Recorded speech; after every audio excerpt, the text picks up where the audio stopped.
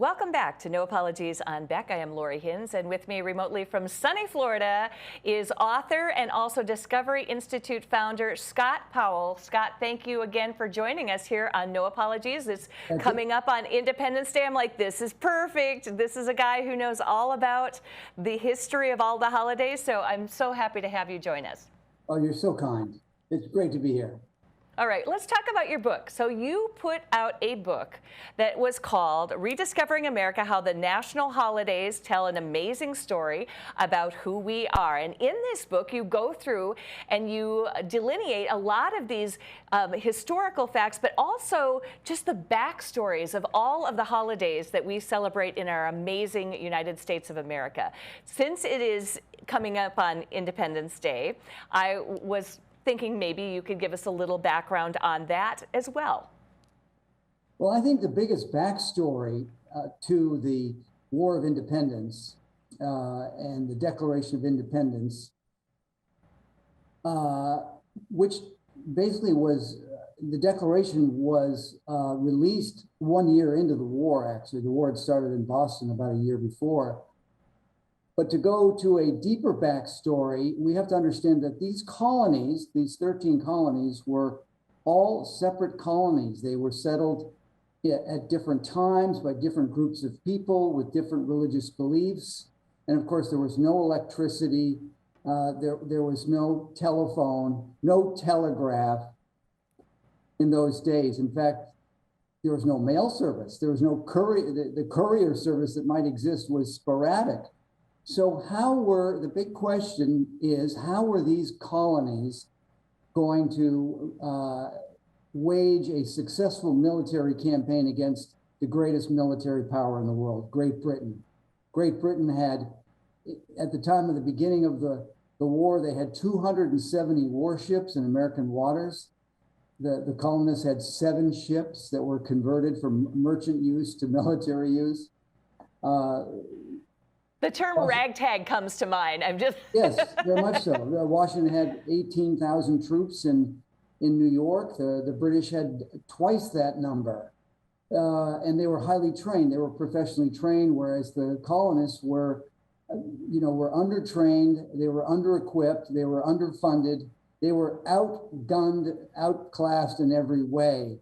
So it would seem impossible that they could take on the British, but we know that God has a hand in all things, and God foresaw the future, and he began, through people, notably Jonathan Edwards and George Whitefield, he began a spiritual revival in America called the Great Awakening, which really started in the 1730s. And these two figures, Jonathan Edwards, and there were more, but let's just focus on 2. These are the 2 leaders, Jonathan Edwards and George Whitefield, had an enormous effect in preparing the colonies to take on Great Britain.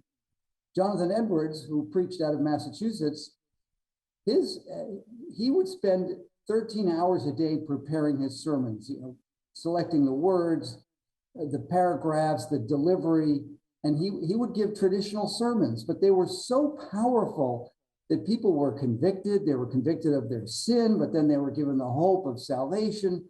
And so many of his services were very tumultuous.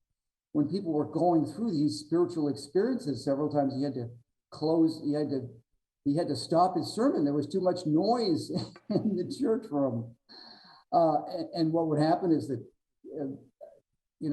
bars and taverns and brothels and gambling houses all sort of closed up because there was no business after some of his sermons. Now, George Whitefield was a different character. He was short in stature, but he had an amazing booming voice. And he was friends with Ben Franklin. And Franklin, being the scientist that he was, wanted to calculate just how many people could hear George Whitefield. And so he calculated by his scientific methods that Whitefield could reach 30,000 people in an open air setting. I'm sorry, but that is a really, really good outside voice. It's amazing. Wow. In one of his sermons in Philadelphia, it was so booming that people could hear the sermon 2 miles down the Delaware River. Now, of course, sound carries over water quite well, but that gives you an idea. George Whitefield traveled to every single one of the 13 colonies 7 times He gave 18,000 outdoor speeches to approximately 1 million people in America between the mid 1730s right up till about into the 1760s. And what happened was that the colonies were sort of brought together through this, whereas traditionally as Puritans, Episcopalians, Anglicans, Baptists, the religious life was sort of governed by works and by contracts and covenants and a certain, rational belief system. Mm-hmm. And what the Great Awakening did was that it revived more the emotional and spiritual side of the Christian life, so that people got connected with each other. They felt God's love, and they were empowered by that, and they related to their fellow men, neighbors of colonies. They developed a sort of camaraderie and an esprit de corps as a nation, even before the nation was formed. And that spiritual foundation was testified by John Adams, who said basically that the War of Independence would not have been successfully waged were it not for the Great Awakening, which preceded it over the course of 30 years. So we were not just born by religious people, but we found that, that again, religious revival, spiritual revival was essential in this critical phase of America gaining its independence. Welcome back to No Apologies on Beck. I am Lori Hins. With me remoting in is Scott Powell, author extraordinaire of the book Rediscovering America, How the National Holidays Tell an Amazing Story About Who We Are. And you just told me on the break some great facts about this. When it came out, it was #1 for quite a while. Yeah, that was in the new release category. It's a brand new book.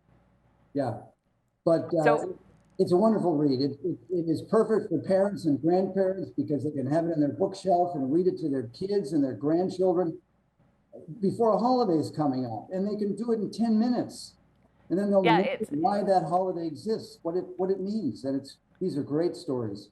It is. It's an amazing book. And we're talking about this, of course, because Independence Day is here, and so Independence Weekend. And so this is a great time to look back at the Declaration of Independence. It certainly is. And as I said in the first segment, there was no way that the colonists could defeat the British.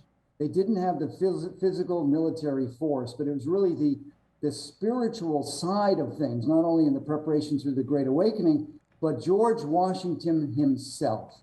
He was an amazing person. And when the Declaration of Independence was released on July 4th in Philadelphia, he was in New York preparing his troops for battle. As it turns out, they lost the first 3 major battles, and Washington left dejected, absolutely defeated, by December of 1776.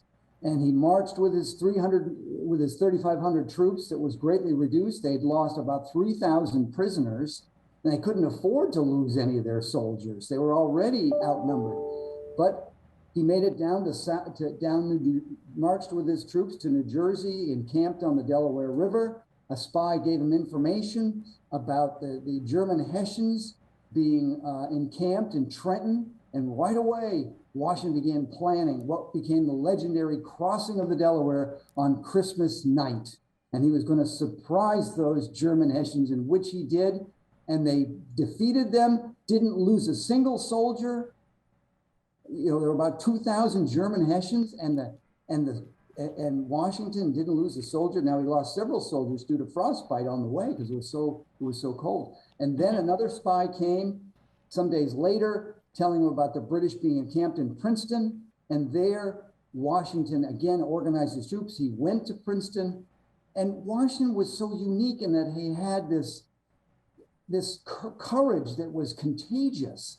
And when he was fighting in Princeton, leading from the front, bullets whizzing all around him, his soldiers fought even harder with more vigor, and even the townspeople came out and attacked the British and made short order of them. So this was the story of Washington, this courageous, spiritual man who loved his troops and loved the cause of the Declaration.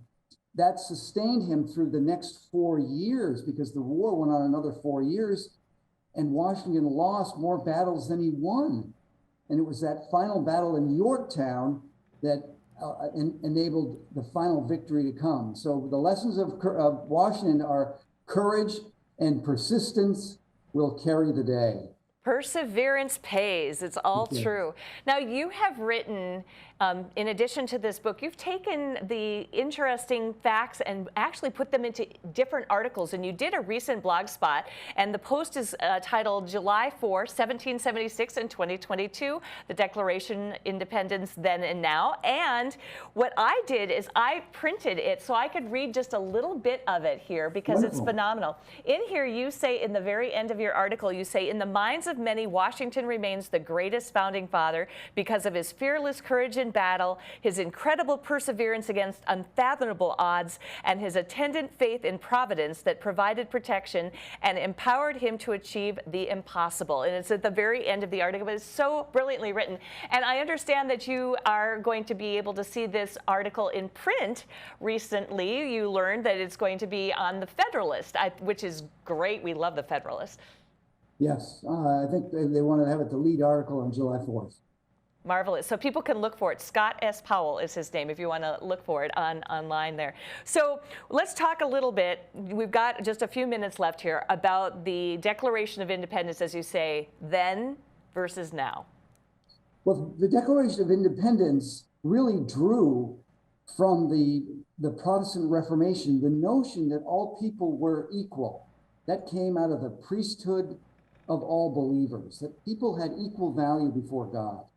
Next, they had freedom of conscience, and that means freedom to believe or not to believe. Therefore, America was not founded as a Christian country per se. It was founded by Christians who believed that people were free to make choices.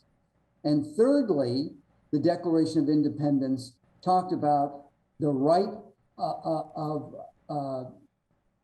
of rebellion, if you will, the right to throw off the chains of the British domination.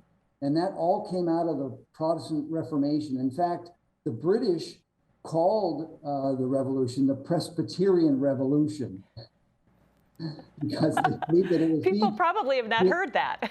These spiritual beliefs, primarily that came out of Presbyterianism, it was, of course, Martin Luther and John Calvin and the Scottish Presbyterian John Knox, who it was John Knox more than anyone who said that, taking down tyranny was obedience to God. So wow. It was very, very powerful. The theory of just rule, and really our whole country came out of that. And we still have the same declaration, the same constitution that we've had. The problems we see are largely because of the people that are in government now having wandered away and allowed corruption to come in. Exactly. And so a lot of the critics of America should be directing their criticism to the people. And we have this wonderful mechanism called elections that come every 2 years. And so the people are in charge, and they can turn the corrupt politicians out. And I would argue it's probably good, when in doubt, vote the old guy out and vote the new in. Excellent advice, as always, from Scott Powell. Scott, thank you again for being on our program. We very much appreciate you. Watch for his article at the Federalist on the 4th of July. And I don't call it the 4th of July. I call it Independence Day. Thank you so much for being on the program.